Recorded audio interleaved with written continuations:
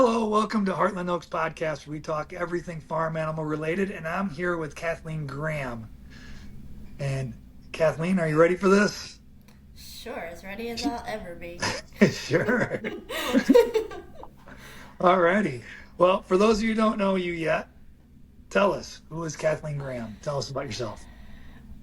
So I run a rescue called No Thumbs Rescue, and since I'm extra kind of crazy, I also work full time. So the rescue is my passion, and kind of happened by accident, which I'm sure we'll get into later. Um, but I've always been passionate about animals, and I am hard headed and stubborn for the good and the bad, so I juggle all of this stuff. Um, Pretty good multitasker, so it kind of works out. Good. Well, my wife is always rescuing things. We picked up a couple dogs that we've rehomed. A lot of the cats she rescues ends up staying here. She's not good at rehoming cats and Yeah, goats and everything and a horse. So uh yeah, huh. I know how this Yeah, works. we have cats, dogs, horses, so yeah. We had I don't know much about horses, and my wife got two horses, and then one day she found another Mustang, wild Mustang that someone had rescued from a kill pen, and then they were sending it back, and she's like, "Can we take it?" I'm like, Oh, "No, we have our hands full. I know nothing about horses. You already got me trying to learn about two." And that horse lives here now. So I wasn't successful. She won. yeah, that's how I learned about pigs and goats. People are like, you learn by just getting them. I was like, yeah, I can do Yeah. research, figure it out. Yeah. Chat GPT's awesome. It is, it is. um, so what is No Thumbs Rescue? Tell us about it. And how did it get its name too? We need to know that. It's an interesting Oh, name. yeah, yeah. So I've been working in the vet field since I was 14, and the last position I was in, I worked emergency and critical care. And Okay. animals resist because we're poking them and prodding them and doing all things that they do not like. So we would always say thumbs win, right? So, because we have thumbs. And so we would always have to win, obviously, because the animal needed care. And nothing I'd taken has thumbs. Rescuing primates and everything, so therefore I called it No Thumbs Rescue. It got started because when I moved to Texas, apparently everything is bigger in Texas. I fostered and worked in vet med up in Pennsylvania and New Jersey, and then went off to college, had a degree in pre vet, and people usually either go into vet school or they go into research. At that time, I didn't want to go into research, so I got back into vet med. And then it wasn't until I got sick of not getting paid because they don't get paid what they deserve in vet med, that I broke into the research field. So that's why I do cancer research now. But I was on my way to work and found a dog hit in the middle of the road. So here I am calling into work. I'm gonna be late because I just found a puppy in really bad condition and I'm on my way to the vet. They knew me well enough to be like, okay. So I go to the vet, they take x rays. It's a 4-month-old puppy, has a broken humerus, the upper bone in the arm, Right. a concussion. Um, and then we take x-rays and you can't make out any organs in these x-rays. It just looks like a blob. I'm sending it to all my vet friends, like, what do you think? And they're like, I have no idea. So I finally told the vet to put an ultrasound on her, and she figured she was just eating trash, trying to survive. So she had who knows what in her abdomen. She pooped out some funky things and funky worms, and but she is good to go now. I found a place that actually fixed her bone pretty cheaply, and I still go there with all the animals. Because being a puppy that I found, I wasn't ready to drop 6 to 9 grand with a board Yeah. certified surgeon, and those were the quotes that I was getting. Um, so I took her here locally, and they fixed her up, and you would never know. She's actually still here because I was didn't think the problem was as big as it is. And I was like, oh, okay, like I'll just keep her because I just dropped, 1,200 on a surgery and a couple thousand putting her in the hospital, so I'll just keep her. Well, Now there are 36 dogs here. Uh-oh, it's a lot of dogs. So it all started with that one, and that's just the dogs. Yeah. So you are busy. Well, Incredibly busy. Yeah. I see you posting stuff on Facebook all the time, so it's I try to stay active in that and keep people updated because, that's how you reach out to the community and get people right. engaged and, let them know things are happening here. I used to be really bad about it because I'm just caught in the hustle and bustle, but I've learned to Right. take the time to, try to get the word out there and get these animals more help. Yeah. I see you do a good job, like thanking people when they make donations for food and stuff, and that's Mm-hmm. awesome. Yeah, So I mean, it's truly appreciated, and that's why I tell people I don't care if it's a 3 pound bag, like, every scoop truly helps. When there are that's 36 right. dogs, like, that morning feeding is important to that one dog, and so I'm not very picky about the quantity of donation. Like, I'm just grateful to get anything in here. That's kind of how we got some of our goats. People who had goats and realized they didn't want goats anymore, and so we ended up taking them in. So that story, that was the moment that got you into the rescue. That was my first rescue Your in first rescue. Texas. Oh, and okay. And then it became, I would drive and I would find dogs. Dumping dogs is like a whole new culture shock for me. We didn't have those issues where I moved from.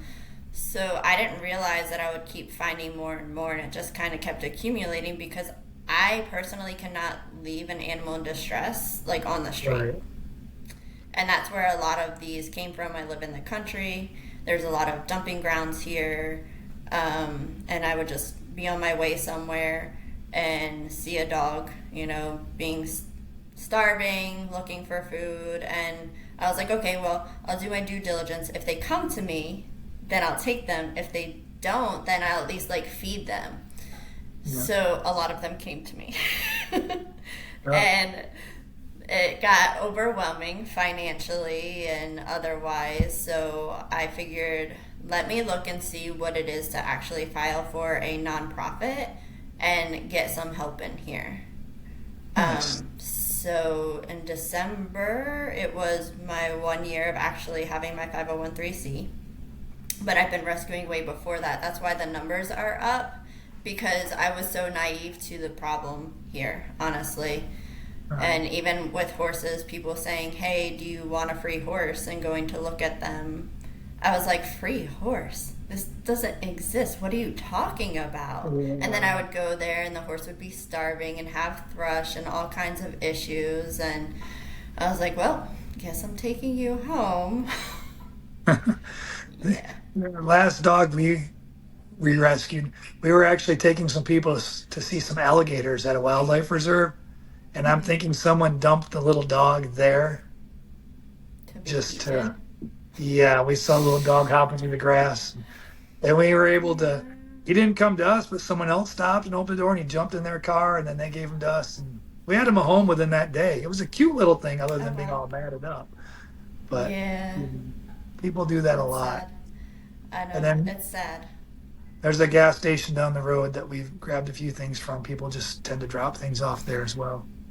That baffles me. So, my office is in Houston, and a coworker calls me up one day. Hey, Kathleen, are you coming into work? And I'm like, yeah, I'm right around the corner. What's up? He's like, I stopped at a gas station on my way in, and this lady has a puppy and is trying to give it away because she just found it here. And I was like, what? And I start asking questions. I was like, how old is puppy? And then I hear the puppy whining, and I'm like, it doesn't have teeth yet, does it? No, it was a bottle baby, just single. And then, yeah, I won't say exactly where I work because I had to sneak it in for a little bit. Gotcha. And then I brought it home and bottle fed it and raised it up, and actually a coworker ended up adopting her. So that's the Nice. amazing stuff that I love. These animals go from nobody wanting them a lot of times to a lot of people getting interested in them. This puppy that was dumped that nobody wanted, then there were several people like, oh, I want her. So Yeah. it makes me There's still a happy. lot of good people out there. The world isn't all bad yet. Not yet, no. All right. So, what were some of the biggest challenges and as you got started? I still face a lot of them today. The biggest challenges really are financial and just hands on the ground. Um, because 36 dogs, they eat a lot, they poop a lot, they need a lot of transporting to and from the vet for spays, neuters, vaccines, if anything goes wrong. I save a lot of trips because I was a vet tech, so I have a Right. lot of the supplies here myself. Um, but those are the biggest stressors is the inability to clone myself, to have more hands on the ground, and get people in here consistently, because everybody has their lives and other things going on and kids and whatnot. Wow. So there are people that want to help, but with the setup I have right now, which hopefully by the end of the year will change, I also have like age limits for certain reasons because they're like certain dogs just can't get out of cages and things Mhm. like that. So it needs to be like 18 and up right now. Yeah. So that kind of limits me. Yeah. In today's world, you got to think liability often. Yeah, Um, and so I'm trying to get that portion under control, and then I can get more help when dogs are already like confined, and you can just throw food in there and hose down a kennel, things like that. So my wife has worked in the vet field basically her whole life. She's a hospital administrator for vet clinics. So she has a little bit of experience, not the medical part, but she's been around it long enough and knows enough hmm people that she can call and get advice. And we tend to yeah, try to do a lot of the stuff here because we have well over 100 animals. I can't afford to take them all to vet. So it's a lot of no, home help whenever we can. And she's good at that. yeah, So, that's awesome. Sometimes it's who you know. yeah. So, what does a typical day look like for you when you're juggling the job and the rescue?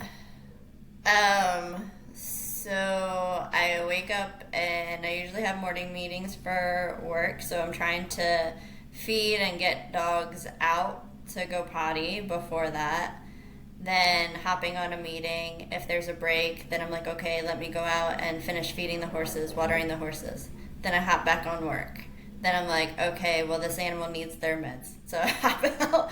It's a lot of just juggling and prioritizing. So in my head all day long, I'm like, okay, priority is obviously getting animals out to go to the bathroom, medication, and feeding.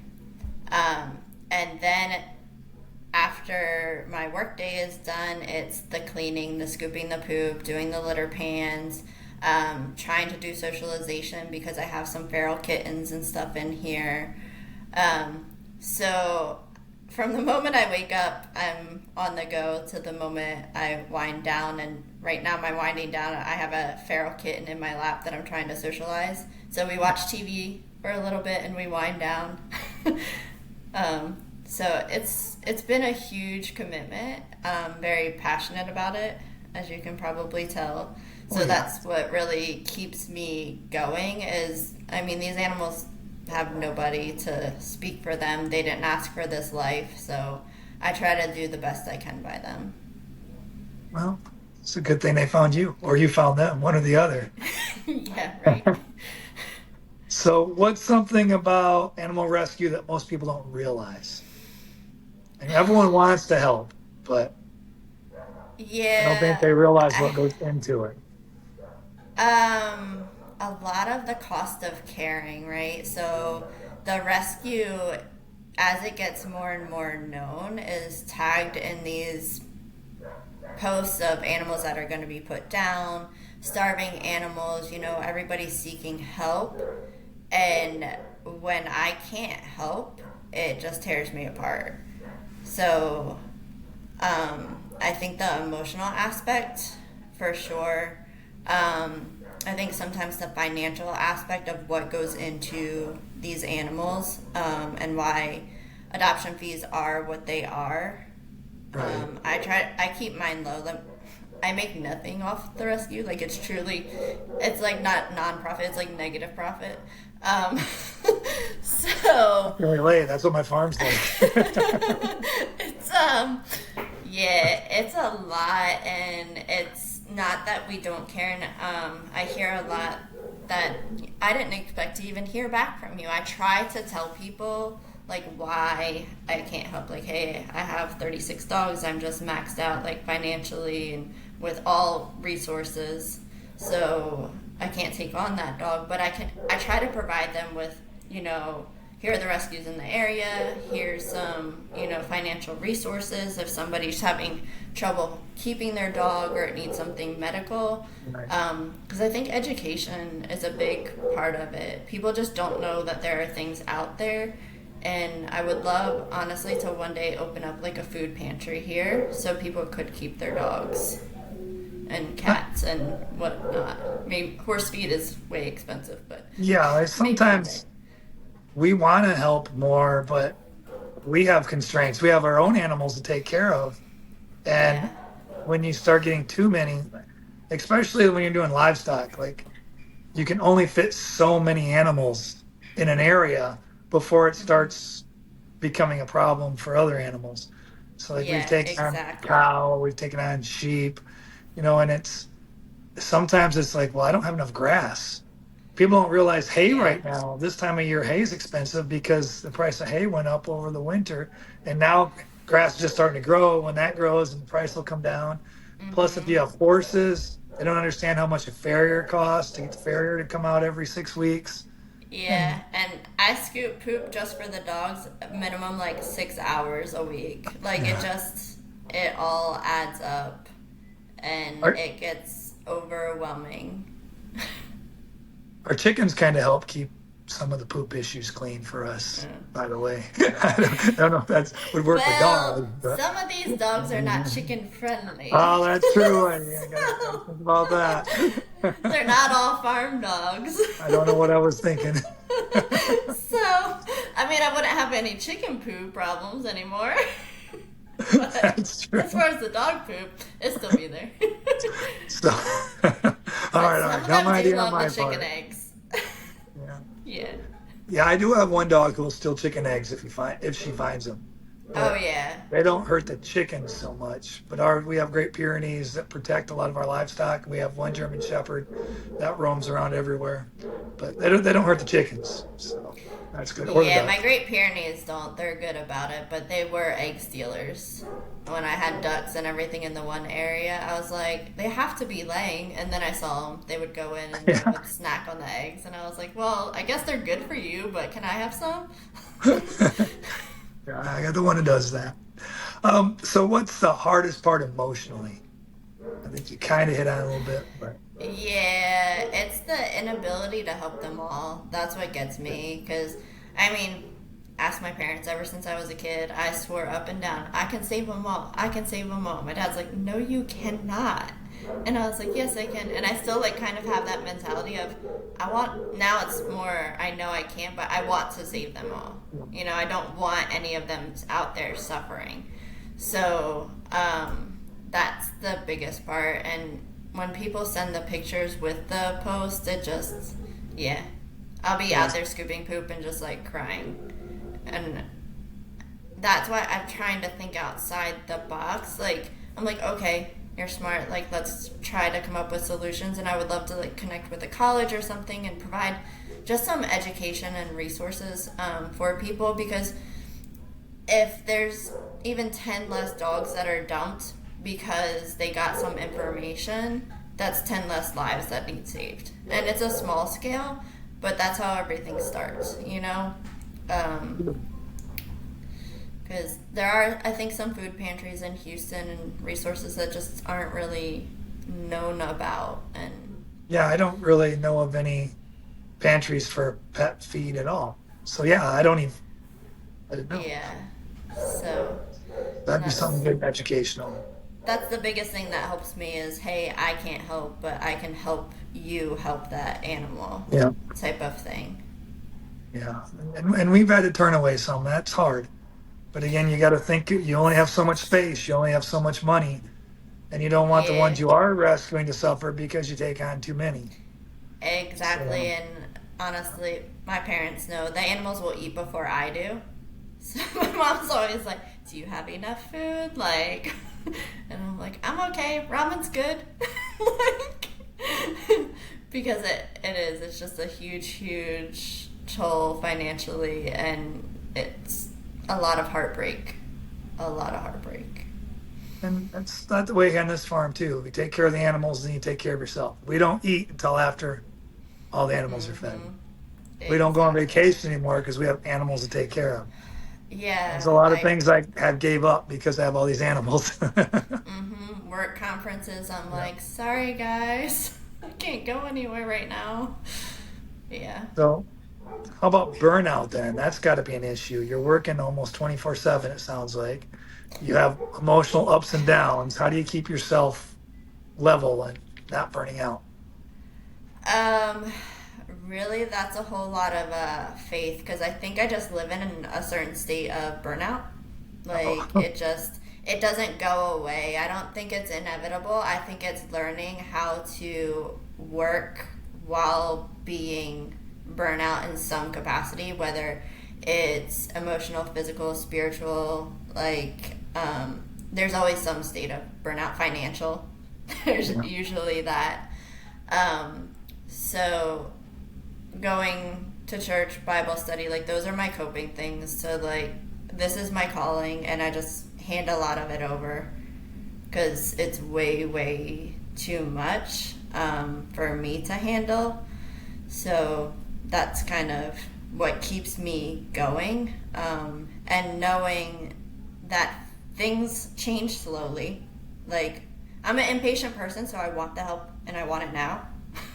um, but that's not how life happens, and I think in the proper timing things will come, because I think this, is what I'm meant to be doing, so everything will fall into place. So keeping that hope, keeping boards of just where I've come from to where I am today, because I lose the appreciation of what this place was to what it now is, because all I tend to see on the daily is I need this, I need that, all the things I don't have.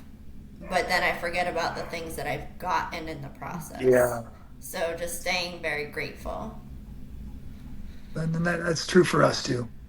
There's always things we want, always things we say we need, but we've accomplished a lot in 3 years. Yeah. Um, have you ever had a rescue that didn't go the way you'd hoped? A sad story, actually, I guess. There are the ones that don't make it, Mm, unfortunately, and I always do the what else could I have done? mm. Same here. Yeah. But some of them, it's just failure to thrive, especially like bottle babies. You don't know what's going on in them. You don't know if they had some disease or, internal issues and whatnot. But sometimes moms reject infants Yeah. because they know that there's something wrong. And I'm grateful for the ones that do thrive and make it, but it's heartbreaking, especially like I feel like they didn't get a chance at life because they're babies, right? Mm, And all they knew was suffering, and that's heartbreaking. Um, the older ones, I will say, most of them, knock on wood, have been pretty good. It just takes the almighty dollar for a lot of it. Um, but again, I work with a pretty good vet clinic that is very good to me. good. And they do some great work and are willing to give advice and things like that. I have a vet on my board that I pick her brain, and sometimes late at night I'm like, what else can I do? And sometimes she's like, there's nothing else to do, or try this, so. We've been there. So how do you choose which animals to take in? I mean, because we've already established there's limits. We have to do that. Yeah. So I tried this whole process, right? So like at first I was like, okay, like it was just taking them in, not realizing how many it could accumulate to be. I borderline already look like a hoarder, but it really isn't. And then I was like, okay, let me just take the ones that are in distress. Like I'm starting to max out, so like the starved ones and things like that. But those cases don't end either. So now I'm just at the point where I'm like, okay, I've cut off intakes until I get a bunch out of here, honestly, so that I'm not focusing on the financial aspect as much, and I'm just able to focus on the animals themselves. But I wish I had an answer, and sometimes it's just I feel called to help certain ones. Right. Yeah. And again, just trying to give people resources. Like, have you tried contacting other rescues? Have you tried this? Have you tried that? And if people have exhausted all of their resources, that's a different story. And sometimes they'll reach out and they'll find somewhere else, even if it's a boarding facility, to take in a starved dog. And I'm like, okay, it may not be the like best situation for this animal, but this animal is better now than on the street starving, and it's being fed and all of that. And then I just check up on them and make sure that they're doing okay, and that makes me at least feel better that Yeah. it's not a only I can do it. This is truly is, it takes a village. It Team takes up. all the rescues, it takes all the shelters, it takes all the people that come in contact with animals. And I'm not saying everybody has to take animals in, because we're not all meant to do that. Right. Not everybody loves animals to this degree. Not everybody has the resources and the facilities, but at least like reaching out and getting the animal somewhere. Yeah. So it's similar with us. Sometimes you can't help. You want Yeah. to, but you can't always. So has there ever been a rescue that has really affected you or changed you? I mean, obviously the story about the puppy. Any others? Yeah, so the one that I stay in touch with a lot, and he found the best home. It was like a surprise. I took him to an event that was a puppy bingo, and I was like, well, let's take the tripod. I had this three-legged dog. Um, and I did it for attention. Everybody likes those cases, and he is just a sweetheart. I didn't think he would end up getting adopted. Like, I just thought, hey, he loves people. Let's get him out there and get him some attention. And, little kids were brushing him and all of that. And then a lady contacted me that night and was like, I'm really interested in him. And he has the perfect home. It makes me cry because I love him, but I can't provide for him what he gets now. I mean, they take him everywhere with He them. sounds happy, and that's got to make you feel good. Yeah. All of her TikTok videos are like this dog. So, and just to see the smile on his face, it's amazing. But he sticks with me as one of those special cases. I tried to save his leg. His injury was too bad. I couldn't save it. I tried oxygen therapy, red light therapy, magnetic therapy, hydrotherapy, massage, like, did all the things. But who knows what actually happened. I found him on the road. He had no feeling in his leg. And I think the nerves were just too far gone. So Gotcha. then I decided to do amputation, and yeah, you wouldn't even know. He can run just as fast as the four-legged dogs. He doesn't care. The leg, I think, was more in his way than anything. So Yeah, I think he was trying to get rid of it. animals Yeah. often overcome adversity there. They What's the really most do. dramatic rescue you've been part of? Oh, so I was leaving Houston for work, and I have what I call dog eyes, because I feel like I'm always looking to see if Okay. there's a dog that needs help. It's just like, so from afar, under an overpass, I see what looks like a dog. And I'm like, no way on 288 is there a dog under an overpass. That's insanity. Well, I'm slowing down all the way in the right lane, and sure enough, there's a dog. And crazy me is like, okay, yes, on the highway, let's stop and pick up a dog. Well, this dog panicked Oh, as no. I was pulling over to the side, and she starts running down that overpass, and I thought she was gonna like pass it, hit the grass, and be gone. But since she did panic so much, she turned and she was trying to climb the cement to get away. And so I keep loop leads in my car, and I put a loop lead on her and I threw her in the car. But let me tell you, when you stop traffic on a highway to get a dog, it's not the smartest thing. I don't recommend it. But I felt it was safe enough that she was on the shoulder and I had time to pull over. And I just thank God she did not like run into traffic and cause anything. But it was, yeah, it was a little scary. You must have dog eyes because you seem to find a lot more dogs in need than I do when I'm driving down the road. Yeah, well, the road behind me too is like a dumping grounds for dogs. It's, yeah, I don't know. Can't explain it. So, how about an animal that you thought there was like almost no hope, but then there's been a great recovery, like a lost cause with a happy ending? Um, I don't. It takes a lot for me to think that animals are a lost cause, and that may be part of my issue. Because working in critical care, I've seen animals rebound. My personal dog, I will say, this wasn't a rescue, went into liver failure out of nowhere, and he knocked on death's door quite a few times. And my rule of thumb is they get 24 hours. So the vets were telling me he needs put down. Like, whatever this is, we don't know what it is, but it's winning. And I'm like, okay, we'll try this, try this, try this.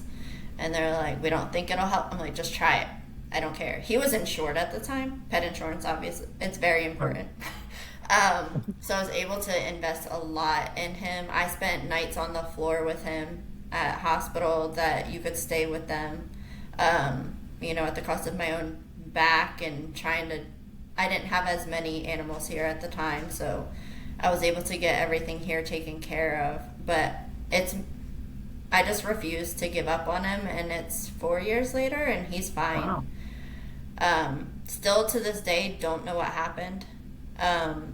But as long as he didn't get worse in that 24-hour period, I was like, it's not time yet. It's, they have to really, really be bad for me to truly give up. Well, that's good you didn't give up in that case. You still have your dog. Yes, I still do have my dog. As much trouble as he is. And I know you said you stay in contact with some of the animals, but is that for most animals that you adopt out or just rare cases? No, I really try to get at least updates on all of them if I can, just to say, like, hey, things are going well. But there are some people that don't really appreciate that, which is fine, and I respect their space. But a lot of people seem to want to, honestly. Yeah. Because that's where their dog came from. And so there's a part of them that ends up caring about the rescue because that's where their, dog that they love came from. Makes So sense. I end up building a lot of relationships with the adopters, and I've had very good adopters, honestly.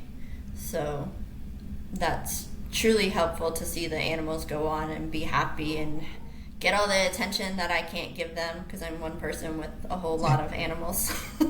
So, yeah. Well, that's good. It's good that you stay in contact and you get to see growth with your animals. Hmm. What's the funniest, most chaotic moment? I mean, I guess chasing a dog down 288. That's pretty chaotic.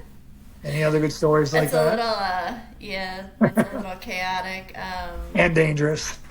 Yeah, people may think it's funny, when horses don't want to be haltered and they see me, going around the pasture. And Been you there. can't really, you can't chase down a horse. They're faster. Like, it's just not going to happen. And if you chase them, they're prey animals, so they're going to keep running. So here's me just like moseying along. Okay. And if I can, like, I'll get them in a round pen, exercise them. But I think it's hilarious to other people to watch these things. Not so hilarious for me in the moment. After, and I know. it can be very frustrating. Yeah.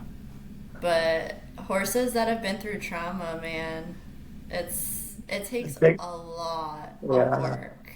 takes a A lot of time to get lot. the get trust back. That Yes. that Mustang that we ended up rescuing, it was probably we got him here with a halter on. We had to get some help from some cowboys to get him loaded onto the trailer, and we got him off the trailer. He had the old halter on him for months because I couldn't touch him. Mm, And it was just a slow process of giving him food and getting closer and closer. And eventually he'd get out of my hand. Eventually we got the halter off. And yeah. he's still here on our farm, but we gifted him to our old neighbor. She's like a 22-year-old girl who loves horses, and she's going to be a vet. She just left here like 30 minutes ago. Oh, So she awesome. comes and stays here a couple times a month and works with him. But now you can hug on him, you can do whatever. We still haven't had his feet worked on. It's a process. The farrier It tried last is. time I was here. He got the feet up, but he didn't feel comfortable enough to, it's a Yeah. slow process. But It we'll is. get It there. is. And it takes a lot of patience. And if Yeah. you push them too far too soon, you take 5 steps backwards. Yeah, and I don't know what happened to him in his previous life because if I hold something, he doesn't like it. Hmm. So, we had a, but now he trusts me a lot. It used to be Yeah. he ran, stayed completely away, but now he's in my face. Yeah, I had a wild one that I questioned what I was doing because I never tamed a horse down. And I was like, why? Why did I even do this? And there were times I was like, I don't think I can. Like, I'm going to have to send her somewhere. But she came around, and let me tell you, she was one of the greatest mares. She got adopted, and she has a great home now. But Nice. it's that it builds your bond and their confidence and your confidence. And it also makes me practice patience Yeah, um, because if you get angry at them or whatever, you've already lost. There's no point. You just might as well go in the house at that point, end on a good note, and call it done for the day. I'm trying to learn how to train our horses. So my wife got a colt, and then we had a yearling, and so we're in the process of breaking them and training them, and I'm trying to do it all myself because again, money is a factor in a lot of things. So a lot of YouTube It videos. is. It is. Yeah, and I watched a video. I forget what it was. It was like it was one of those Mustang videos, and that's how I learned to tame her down. Because the lady that transported her told me about the video, and it was like 4 hours, but it was all little things, just stepping up, stepping up, stepping up, like building those baby steps. So I'll have to find that for you.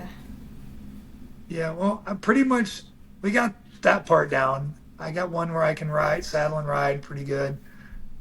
The colt, um, I only get on him when someone's got the lead rope because he's a little feisty.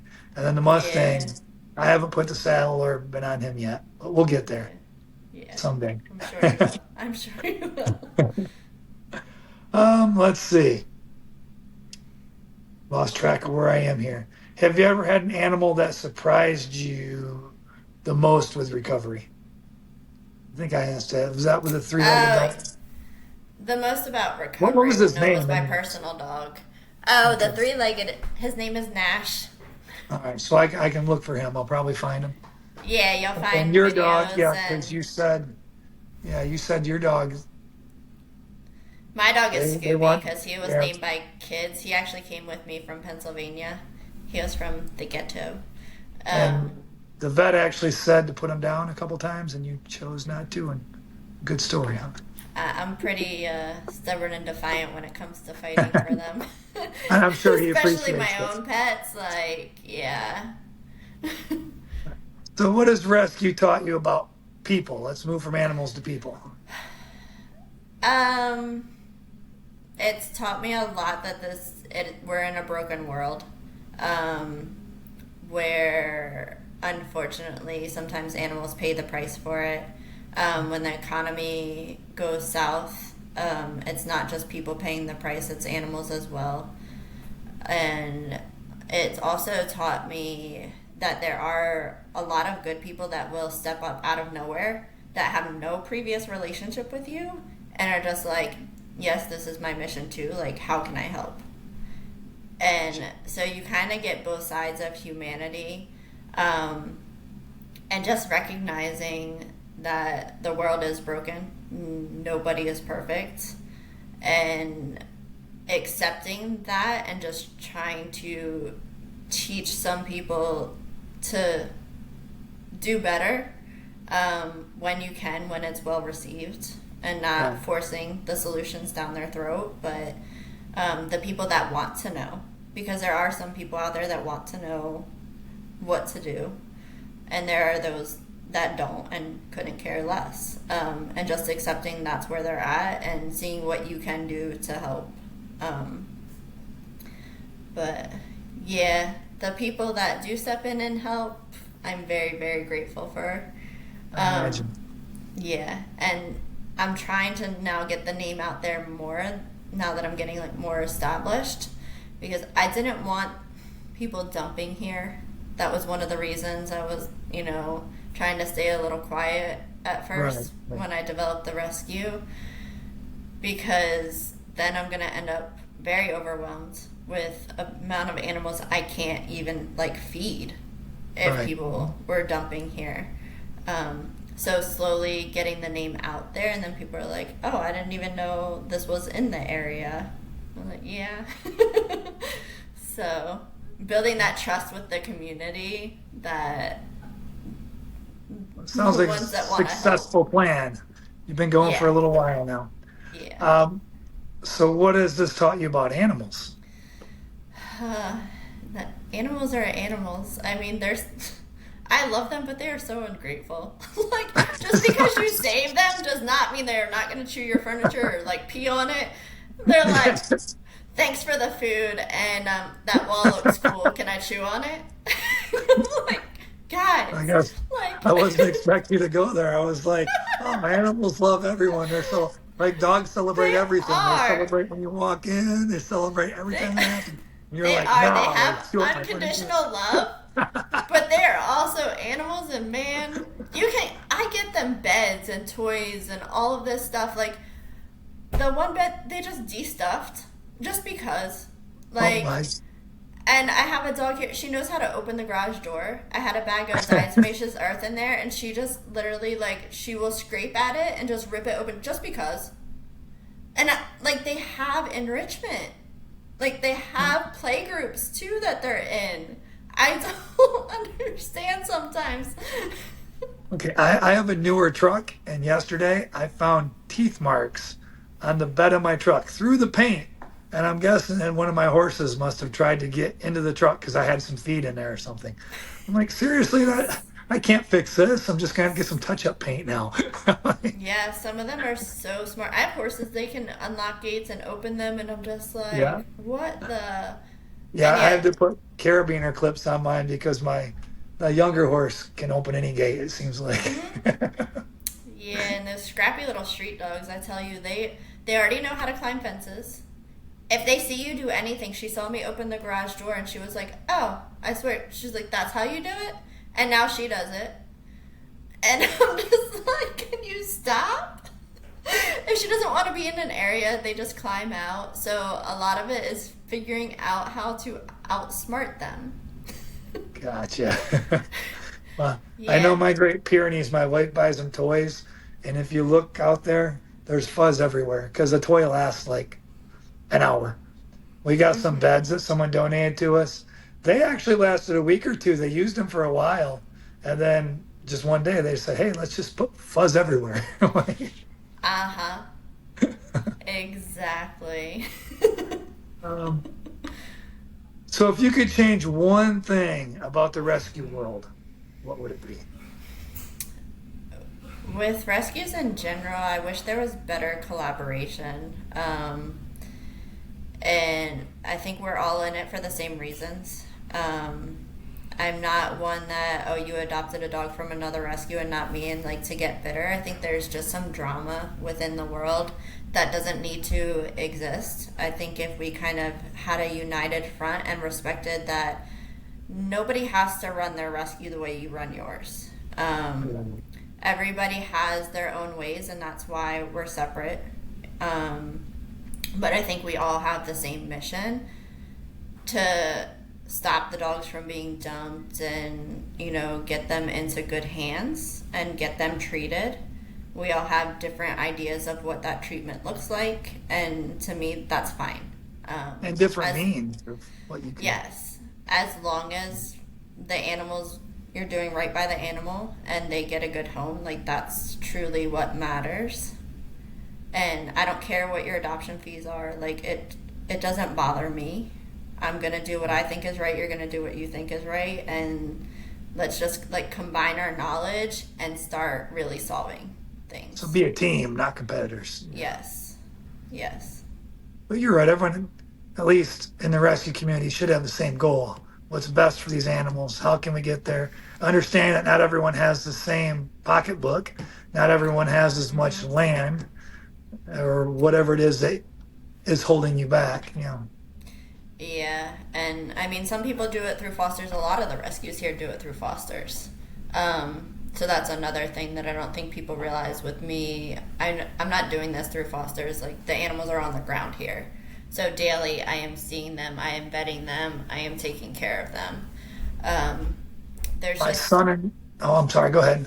Oh, you're fine. There's just risks in foster care and financial liability that I'm just not willing to do right now. Not to say that I'll never do it, but right now I'm a little more risk adverse.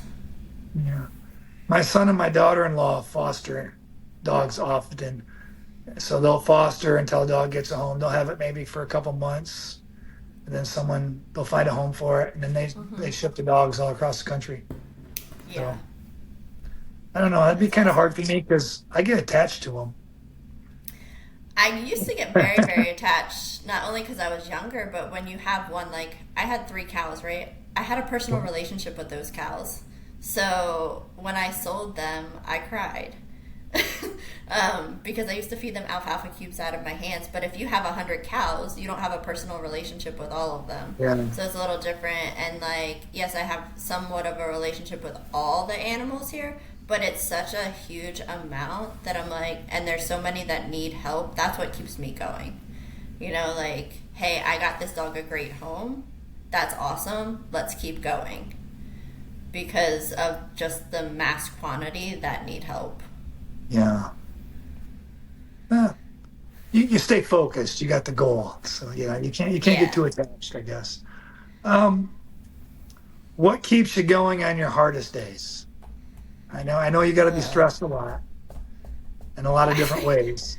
think it's just grit. Like, really, it's just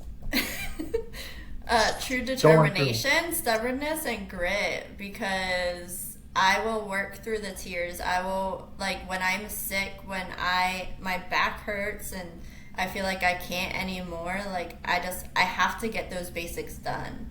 It doesn't matter because this is not about me. This is Gotcha. about them. Like, so I know that they need the basics that day, and if I need to lay off a little bit and say, okay, I'm not going to do the extra things, I'm not going to bathe dogs today, I'm not going to, all the extra stuff, Yeah. and just sit down and like watch TV for an hour and like rest my back and all of that. Um, but it's just, I just don't feel like I have a choice but to keep going for them. Yeah. But you got to take care of yourself too for the long game to keep going. You don't want to get burnout. You got to avoid that. Yes. So, what does success look like for you? Success is on kind of, I guess, different levels. So for the rescue, it would be getting more facilities up and going, Okay. getting the rate of adoptions up, and being able to help more on a monthly, yearly basis. And just being able to increase that over time. Gotcha. Um, Success in the larger picture is getting that education out there, getting this problem dwindled down a little bit. Right. On whatever level that looks like, I can't tell you what that is. Um, but I can't lose all faith in humanity because of what some people do. There Right. has to be people out there that just don't know better, don't know what to do. and they think this is that they have no alternatives, and this is the solution. Um, so I think that's the success overall in the animal rescue world, is to truly tackle this issue and find out where we can tackle it, what is feasible and what is not. Because we can't rescue our way out of this problem. And that's what I've come to accept. So you need a little bit of prevention first. Yeah. So, Uh-huh. Makes sense. That's a plan. So education is the key there. So if someone listening feels called to help animals but doesn't know where to start, what advice would you give them? do your research, know what you're getting yourself into. Unless you're crazy like me and you don't even want to know and you're just going to jump in head first anyway. Because there Learn was as you one. go. I've had people that told me, just don't do it. And they saw the look on my face and they're like, you're going to do it anyway. And I was like, yes. Like, there's no stopping me from doing this. Like, this is my calling in life. This is my purpose. And this is what I am going to fulfill. And even though there's the burnout and the craziness, it's my passion. So, I mean, think of any sport people are passionate about. You know, you're Yeah. running laps, you're getting fatigued. You're getting burnout from doing the sprints, from going to practice all the time. But it's your passion and you love it. So you just keep at it and keep training. And that's basically what this is. Working to achieve a goal, and you have your goal in mind. You're right. Yeah. So if someone wants to help No Thumbs Rescue, how can they contact you? So we have Facebook and TikTok, and my Okay. personal Facebook links to Instagram, but I don't have the rescue on the other platforms. So they can go to No Thumbs Rescue on Facebook. We have a Okay. website, nothumbsrescue.com, and we are also on Pet Finder. So all the donation platforms you can find at No Thumbs Rescue on Facebook. I go to the local Wild Peach Market here in town every month. Mhm. And we have the QR codes there. We have Venmo, PayPal, Cash App, Zelle, Zeffy, and there's a Butter something. There's so many platforms. Yeah, I don't even know what I'm some of those trying to are. keep up with them. So then of course food donations. So we're on Amazon and Chewy for that. And Okay. you can either search those sites directly or you can go to the Facebook site, and I have the links pinned at the top. And Perfect. man, food, we go through like 40 bags a month of dog food. It's a lot. Yeah, that adds up. Well, I told you I'd keep you around 45 minutes, and I've gone a little bit over. So I want to thank you for taking some time of your day out of your day to have this conversation with me. And Yeah, thanks for hopefully having we me. can find some people to help you out, and they can search for you at No Thumbs Rescue. Awesome. Thank you. Thank I you, Kathleen. appreciate it. Thanks for having me.